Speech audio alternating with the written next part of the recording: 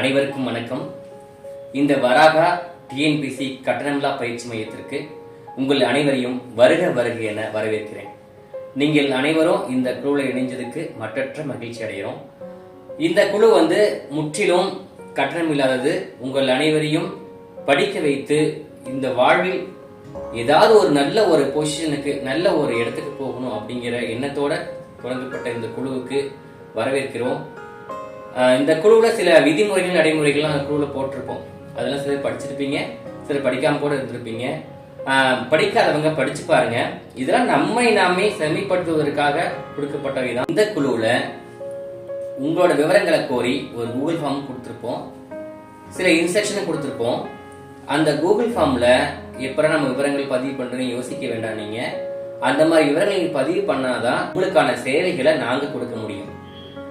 அதே போல இந்த விவரங்கள் உங்களுக்கு தயக்கம் இருக்கும், நம்மளோட விவரங்கள் எங்கேயாவது பகிரப்பட்டு விடுமா அப்படின்னு தோணும். உங்களுடைய தனிப்பட்ட விவரங்கள் வேறு எங்கும் பகிரப்படாது. இது முற்றிலும் உங்களுக்கு சேவை வழங்குவதற்காக மட்டுமே கோரப்படுகிறது. மேலும் மதிப்பெண்களை வார இறுதி நாட்கள் நடத்தப்படக்கூடிய தேர்வுகளிலிருந்து நீங்க பெறக்கூடிய மதிப்பெண்களை உள்ளீடு செய்யணும்னு சொல்லியிருப்போம். சில பேர் தயக்கம் இருக்கும், ஐயோ இப்பதான் நம்ம மதிப்பெண்களை உள்ளீடு பண்றது அப்படின்னு இருக்கும். முற்றிலும் அந்த தயக்கத்தை நீங்க தவிர்த்திடலாம்.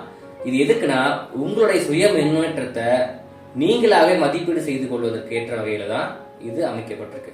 ஏன்னா இந்த முறை நம்ம எந்த இடத்துல வந்திருக்கோம், அடுத்த முறை நம்ம எந்த அளவுக்கு முயற்சி பண்ணணும் அப்படிங்கிற எண்ணங்களையும் உங்களுடைய முயற்சியையும் அது பெரிதுபடுத்தும். 76வது குடியரசு தினமான இன்றைக்கு நம்ம குழு இன்னைக்கு முதல் வகுப்பை வெளியிட போகுது.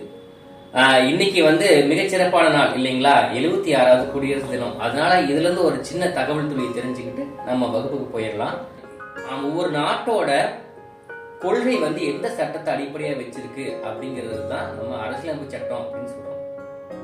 அந்த அரசியலமைப்பு சட்டம் இந்தியாவுக்கு 1946 அமைச்சரவை தூதுக்குழு திட்டத்தின் அடிப்படையில தான் அமைக்கப்பட்டுச்சு.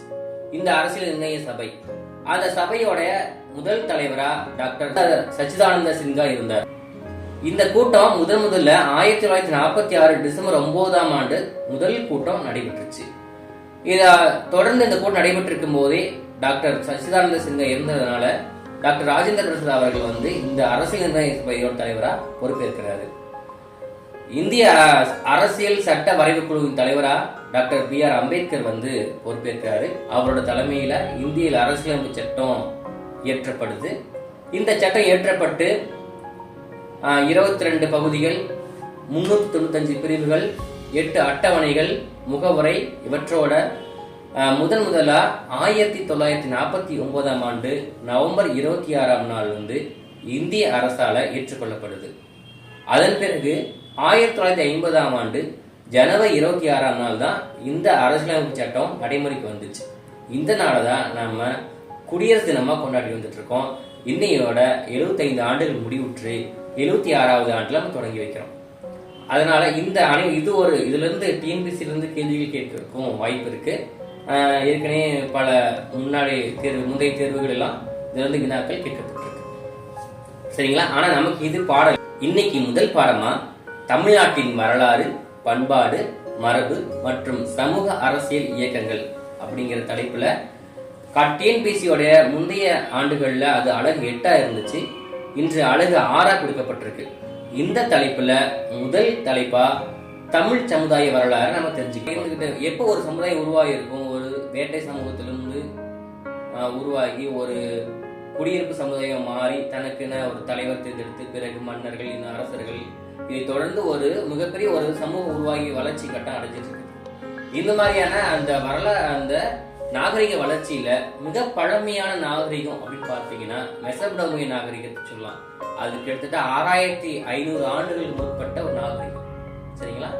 தமிழ் சமுதாயம் மட்டும் சாதாரணமா மிக பழமையான வரலாறு கொண்டது நம்ம தமிழ் சமுதாயம். இது கிமு 300 ஆண்டுகள் இருந்து தொடங்கலாம். தமிழ் சமுதாயத்தை வரலாறு ஆரம்பிச்சு பார்த்தோம்னா நம்ம கிமு 300ல இருந்து நம்ம தமிழ் சமுதாயத்தை வரலாறை எடுத்து பார்க்கலாம். அப்ப இருந்துதான் நமக்கு நிறைய முதல்ல தமிழ் பிராமி எழுத்துகள் அப்போ உருவாக்கப்பட்டு இலக்கியங்கள் படைக்கப்பட்டுச்சு. தொடர்ந்து இதுக்கான பல்வேறு ஆவணங்கள், கல்வெட்டுகள் தொடர்ந்து இதுக்கு அப்புறம் கிடைக்க ஆரம்பிச்சது. இந்த தமிழ் சமுதாய வரலாற்றை நம்ம தெரிஞ்சுக்கும் போது இதுல முதல் தலைப்பா நம்ம தெரிஞ்சுக்க வேண்டியது தமிழ்நாட்டின் பண்டைய நகரங்கள். இது தெரிஞ்சுக்காம தமிழ்நாட்டினோட வரலாறை, தமிழ் சமுதாயத்தின் வரலாறை நம்ம நிர்ணயிக்க முடியாது. இந்த தமிழ்நாட்டின் பண்டைய நகரங்கள்ல மொத்தம் 3 நகரங்கள் முதன்மையா நான் பார்க்கிறோம். ஒன்னு பூம்புகார், இன்னொன்னு மதுரை, இன்னொன்னு காஞ்சிபுரம்.